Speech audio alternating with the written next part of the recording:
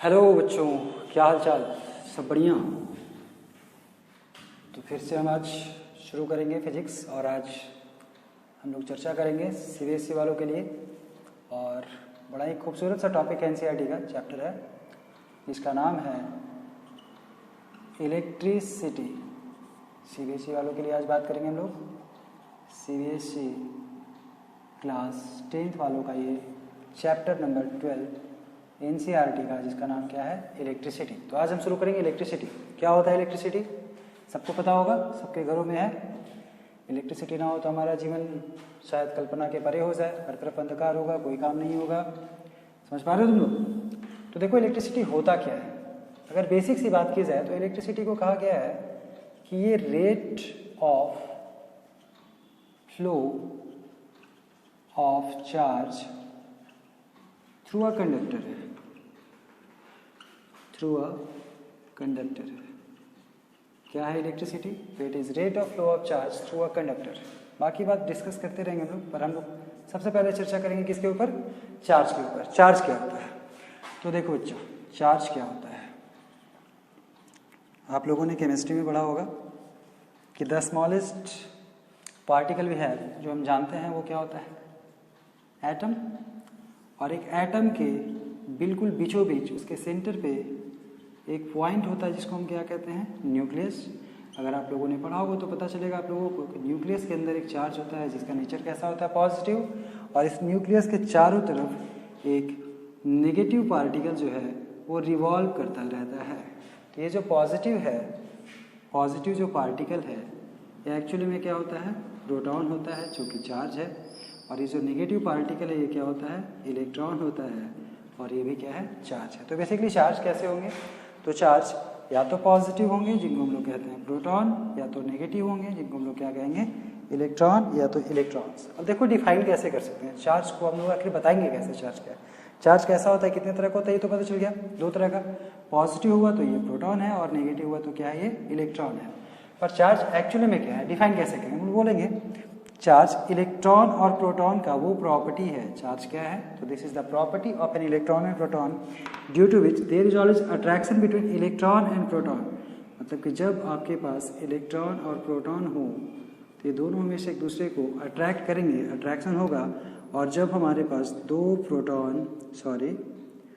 दो इलेक्ट्रॉन या तो दो प्रोटॉन होंगे तो दोनों एक दूसरे से दूर भागेंगे, रिपेल करेंगे एक दूसरे को। इलेक्ट्रॉन और प्रोटॉन की इसी प्रॉपर्टी को क्या कहते हैं? चार्ज कहते हैं। What is charge?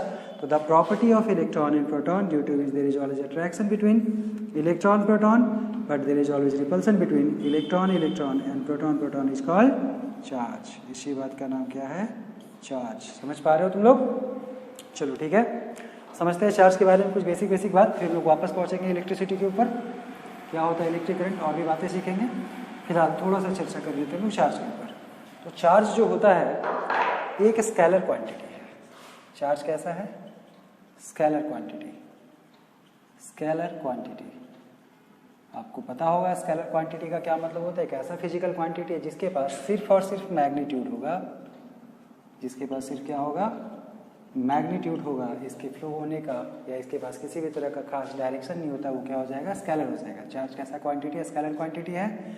और इसको डिनोट किया जाता है, it is denoted by the letter Q।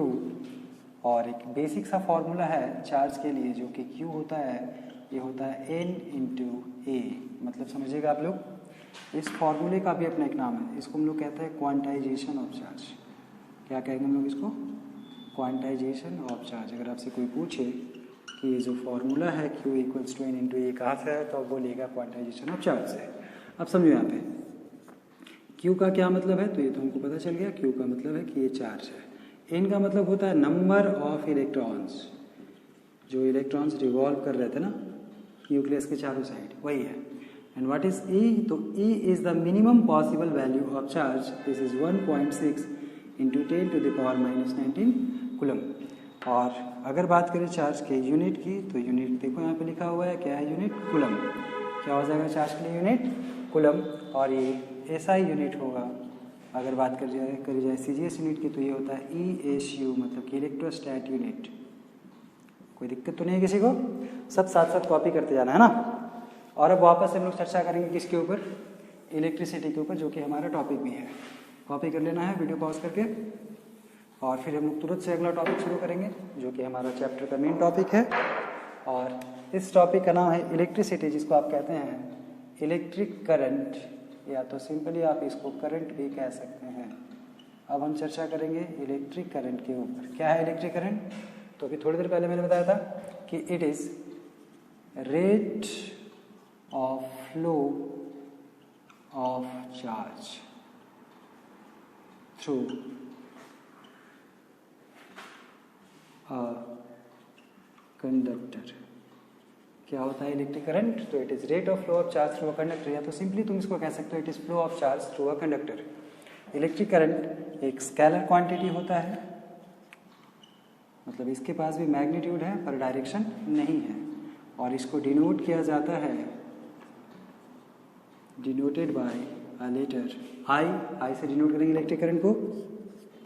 अगर मैथमेटिकली बात की जाए, मतलब अगर हम एक फॉर्मूला डिराइव करें इलेक्ट्रिक करंट के लिए, तो वी कैन से ये जो करंट है ये एक्चुअली में क्या है, तो ये फ्लो ऑफ चार्ज, यानी कि this is charge divided by time.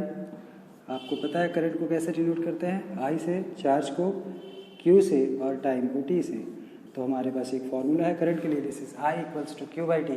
और अभी अभी हम लोग सीखे थे कि ये जो क्यू है ये क्या होता है, ये होता है N into A divided by T. तो इलेक्ट्रिक करंट के लिए हमारे पास दो पॉसिबल फार्मूला हो जाएगा, या तो हम बोलेंगे I equals to Q by T, या तो हम लोग बोलेंगे N into A divided by T. अगर मैं बात करूँ यूनिट की, तो बहुत आसान होगा यूनिट लिखना। तुम यहाँ से चाहो तो यहाँ से लिखो, यहाँ से चाहो तो यहाँ से लिखो। मैं यहाँ से लिख रहा हूँ। क्यू मतलब चार्ज, चार्ज का यूनिट क्या होता है कुलम, और टाइम का क्या होता है सेकेंड। तो यूनिट जो होगा इलेक्ट्रिक करंट का ये हो जाएगा कुलम पर सेकेंड, जिसको आप कैपिटल ए यानी कि एम्पेयर भी कह सकते हैं, और ये एसआई यूनिट है। और अगर सीजीएस यूनिट की बात की जाए तो चार्ज के लिए हमने सीखा था ईएसयू होता है, और टाइम का यूनिट वही हो जाएगा सेकेंड, मतलब कि ईएसयू इलेक्ट्रोस्टैट यूनिट पर second is the CGS unit of electric current. Copy करिए आप लोग इसको, फिर हम लोग आगे बढ़ेंगे।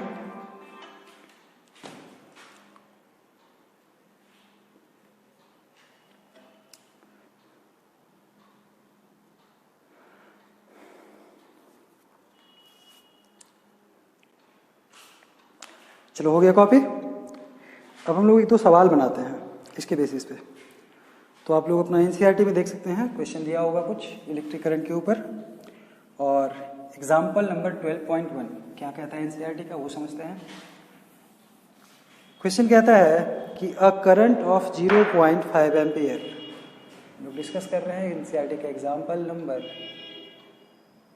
12.1, जिसमें गिवन है अ करंट ऑफ 0.5 एम्पियर, मतलब कि आई हमको पता है this is 0.5 ampere, is drawn by a filament of an electric bulb for 10 minutes. हमको टाइम किस बार दिया हुआ है, टाइम कितना है 10 मिनट, लेकिन टाइम हमको हमेशा कैसे चाहिए होता है, तो टाइम चाहिए होता है सेकेंड में। आप इसको सेकेंड में कन्वर्ट कर लीजिए, तो ये हो जाएगा 10 इंटू 60 सेकेंड्स, मतलब कि टाइम हमारे पास दिया हुआ है 600 सेकेंड। और क्वेश्चन में पूछा गया है find the amount of electric charge that flows through the circuit. आपसे पूछा गया है अमाउंट ऑफ चार्ज क्या होगा। अभी भी तो फॉर्मूला सीखे हम लोग कि ये जो आई है किसके बराबर होगा बच्चा, क्यू बाई टी के। अगर मैं क्यू की बात करूँ तो क्रॉस मल्टीप्लाई कर दीजिए, ये हो जाएगा आई इंटू टी, यानी कि ये जो क्यू है ये हो जाएगा I, this is 0.5 into time, this is 600 second. 0.5 का मतलब कितना हो गया 1/2 इंटू 600, यानी कि ये हो जाएगा 300 कुलम। कोई दिक्कत नहीं है।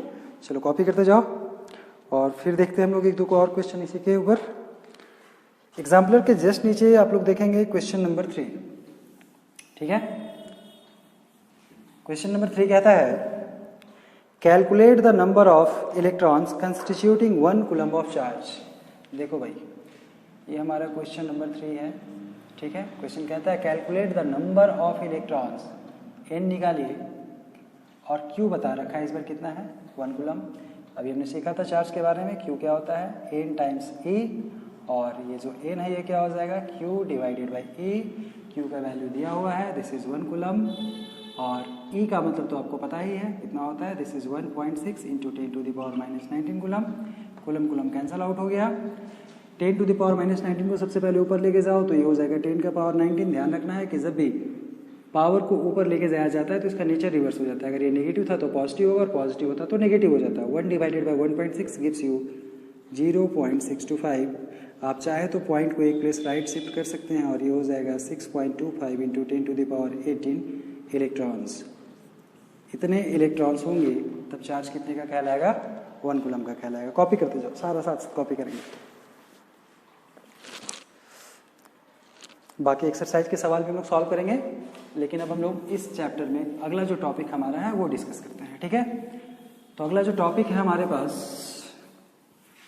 क्या है? टॉपिक अगला, तो अगला टॉपिक है electric potential and potential difference. अगला टॉपिक है हमारा electric potential and potential difference. और सबसे पहले चर्चा करेंगे हम लोग इलेक्ट्रिक पोटेंशियल के ऊपर। क्या होता है इलेक्ट्रिक पोटेंशियल?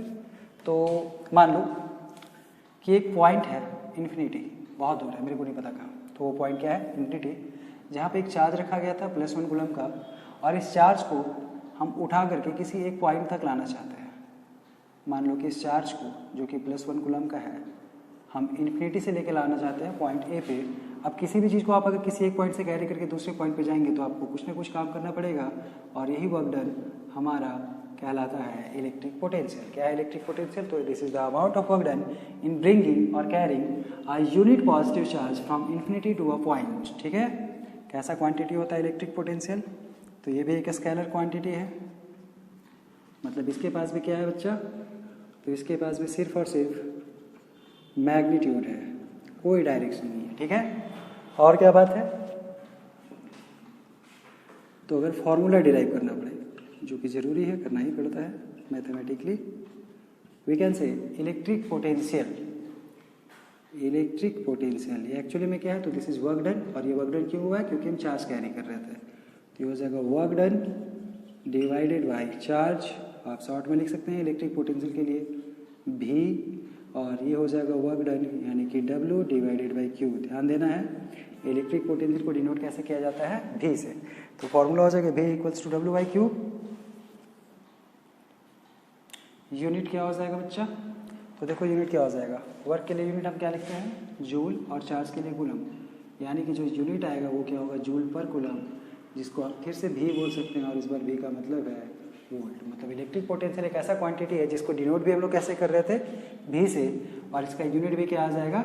V आ जाएगा। ठीक है, और एक ऐसा यूनिट है, तो ये हो जाएगा हमारा SI यूनिट। सीजीएस यूनिट की बात की जाए तो जूल की जगह पे हम लोग लिखेंगे अर्ग, और कूलम की जगह लिखेंगे ESU, मतलब कि अर्ग पर ESU is the CGS unit of electric potential. कोई दिक्कत? चलो कॉपी करते जाओ। हो गया होगा कॉपी, क्योंकि वीडियो रोक के करना है। और अब अगला टॉपिक था electric potential and potential difference, जिसमें हम लोग इलेक्ट्रिक पोटेंशियल के ऊपर चर्चा कर चुके हैं। तो अब हम चर्चा करेंगे पोटेंशियल डिफरेंस के ऊपर। अब हमारा टॉपिक क्या है? Potential difference. इसे भी V से ही दिखाया जाता है। ठीक है, अब देखो ये क्या होता है। तो इलेक्ट्रिक पोटेंशियल में लोग चार्ज को क्या किए थे? इन्फिनिटी से कैरी करके किसी एक पॉइंट तक ले आए थे, और वो पॉइंट हमारा क्या था? A, जहाँ पे चार्ज हम लेके आए थे +1 कूलम। अब इस पॉइंट से चार्ज को हम फिर से कैरी करके किसी और पॉइंट तक ले जाना चाहते हैं। सपोज करो इस बार हम चार्ज को लेके आ गए पॉइंट A से पॉइंट B पे। इस बार भी हमको क्या करना पड़ा है? काम करना पड़ा है, पर ये काम हमारा कहलाएगा पोटेंशियल डिफरेंस। थोड़ा सा डिफरेंस क्या है इलेक्ट्रिक पोटेंशियल और पोटेंशियल डिफरेंस में? इलेक्ट्रिक पोटेंशियल लोग इन्फिनिटी से एक पॉइंट पे आते हैं, और पोटेंशियल डिफरेंस में from one point two another. Define कैसे करेंगे? तो हम बोलेंगे the amount of work done in bringing a unit positive charge from one point two another is called potential difference. ये भी एक स्केलर क्वांटिटी होगा बच्चा, ये भी एक स्केलर क्वांटिटी है, और इसको भी डिनोट किया जाएगा V से। फॉर्मूला भी सेम हो जाएगा, V इक्वल्स टू W बाई Q। यूनिट भी सेम हो जाएगा बच्चा, यूनिट क्या हो जाएगा? जूल पर कूलम या तो वोल्ट।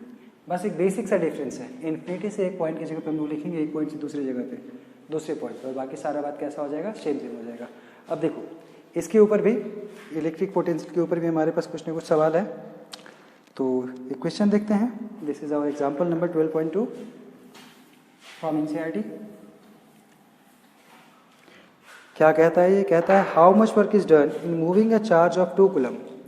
देखो भाई, एग्जाम्पल नंबर 12.2 हमें क्वेश्चन में कह रहा है how much work is done in moving a charge of 2 coulomb, मतलब Q का वैल्यू दिया हुआ है, this is 2 coulomb across 2 points having a potential difference of 12 volt, और V का वैल्यू दिया हुआ है 12 वोल्ट, और पूछा गया है how much work is done, मतलब W equals to what.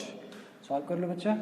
V equals to क्या हो जाएगा? दिस इज W बाई Q, और बात करें अगर W की तो क्रॉस मल्टीप्लिकेशन फिर से हो जाएगा, ये हो जाएगा V into Q। What is V here? V is 12 into Q, this is 2। 12 दूना कितना होता है? 24 जूल। मतलब कि हम जो काम करेंगे वो काम कितना हो जाएगा? 24 जूल। कोई दिक्कत है क्या किसी को? नहीं है?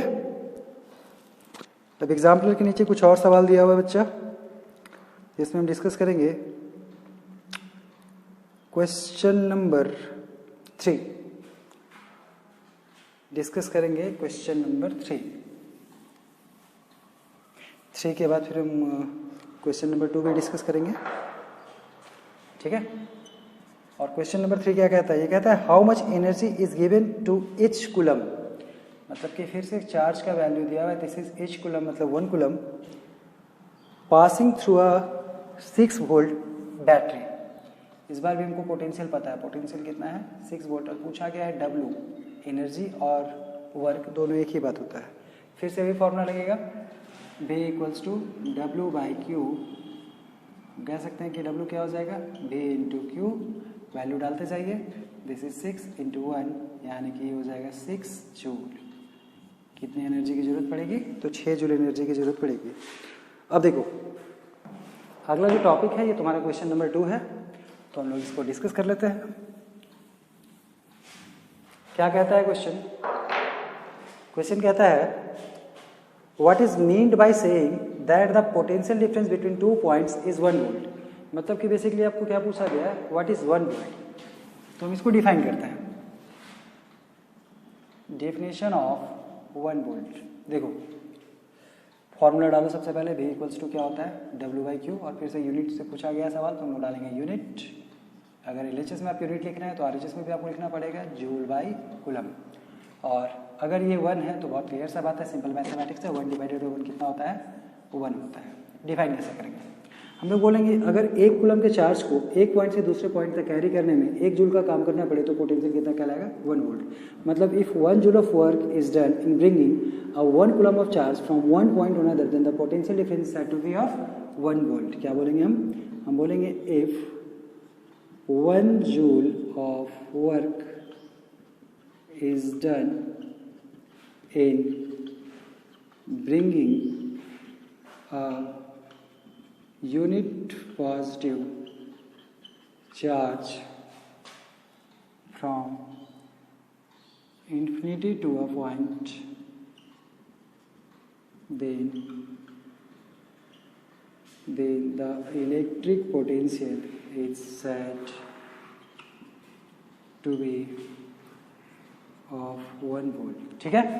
अगर इलेक्ट्रिक पोटेंशियल का बात करें तो हम लोग बोलेंगे इन्फिनिटी टू अ पॉइंट, और अगर पोटेंशियल डिफरेंस डिफाइन करेंगे तो हम लोग बोलेंगे from one point two another. Clear है? सब कॉपी करते जाना हम लोग को साथ साथ।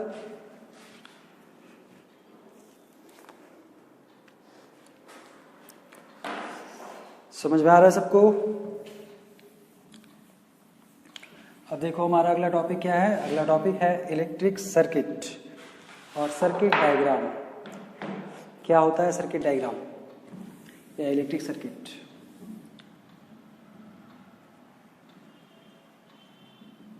इलेक्ट्रिक सर्किट, तो देखो इलेक्ट्रिक सर्किट क्या है, अपने घर में देखो समझ में आएगा। Electric circuit is a continuous combination of resistor, switches, wire, source etcetera. मतलब कि अगर एक ऐसा सर्किट है जिसमें वायर भी है, स्विच भी है, कोई सोर्स है इलेक्ट्रिक करंट का, और ये कंटिन्यूअस पाथ है, तो ये क्या होगा, इलेक्ट्रिक सर्किट। और हमको पढ़ना है सिंबल कुछ इलेक्ट्रिकल डिवाइसेस का। तो सबसे पहले लिखेंगे सीरियल नंबर, फिर लिखेंगे नेम ऑफ द डिवाइस, या तो कह लीजिए आप नेम ऑफ द कंपोनेंट, और सबसे आखिरी में लोग डिस्कस करेंगे सिंबल। देखो क्या होता है बच्चा, क्या क्या पढ़ना है। तो सबसे पहले पढ़ना है हम लोगों को electric cell. Electric cell, cell क्या होता है पता है तुम लोगों को? सेल जो रिमोट के अंदर लगा हुआ है, जो घड़ी में है, जो तुम्हारे फ़ोन के अंदर है। फ़ोन को हम लोग क्या बोलते हैं? सेल फोन बोलते हैं। हम लोग ना कि अक्सर ऐसे बोलते हैं कि फ़ोन की बैटरी ख़राब हो गई है, फ़ोन की बैटरी डेड हो गई है। नहीं, गलत बात है। फ़ोन के अंदर बैटरी तो होती ही नहीं है। फ़ोन के अंदर क्या होता है? सेल होता है, तभी तो उसको सेल फोन कहते हैं। सेल का मतलब क्या होता है? एक बड़ा प्लेट और एक छोटा प्लेट। बड़ा प्लेट पॉजिटिव चार्ज, छोटा नेगेटिव चार्ज, ये हमारा सेल हो गया। दूसरा जो टर्म है बच्चा कंपोनेंट में, वो है बैटरी या तो कॉम्बिनेशन ऑफ सेल। देखो अब हमारा आया बैटरी, और ये तो नाम से ही पता चला, this is combination of cell. मतलब कि जब आपके पास एक से ज़्यादा सेल होंगे तो वो क्या कहलाएगा?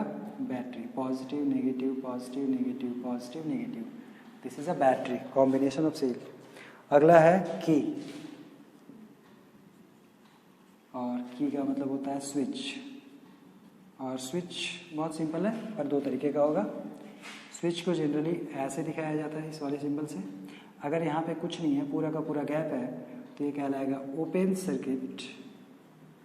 मतलब कि when no current is flowing, and when no current is flowing, then the circuit or the switch is off. Switch कैसा है? ऑफ है। और इसके बाद फिर से एक स्विच आएगा जो कि हो जाएगा ऑन वाले कंडीशन में। बस एक यहाँ पे डॉट लगाना है कि ये कैसा है? ऑन है। इसके बाद क्या है? A wire joint.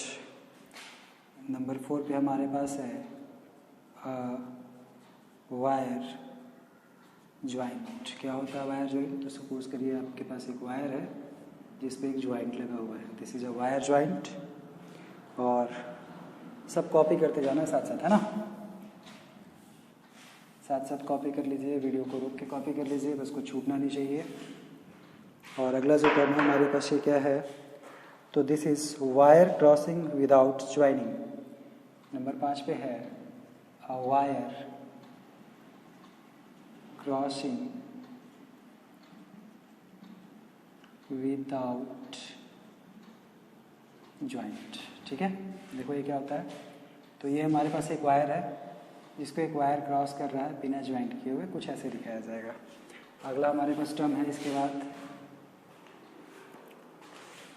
सब छोटा छोटा है, पर ये हमारा बहुत काम का है, क्योंकि आगे चल के हम लोग जब इलेक्ट्रिक सर्किट ड्रॉ करेंगे तो हमको सिंबल में ही दिखाना पड़ता है। ठीक है, तो सारा चीज़ ध्यान में रखेंगे हम लोग।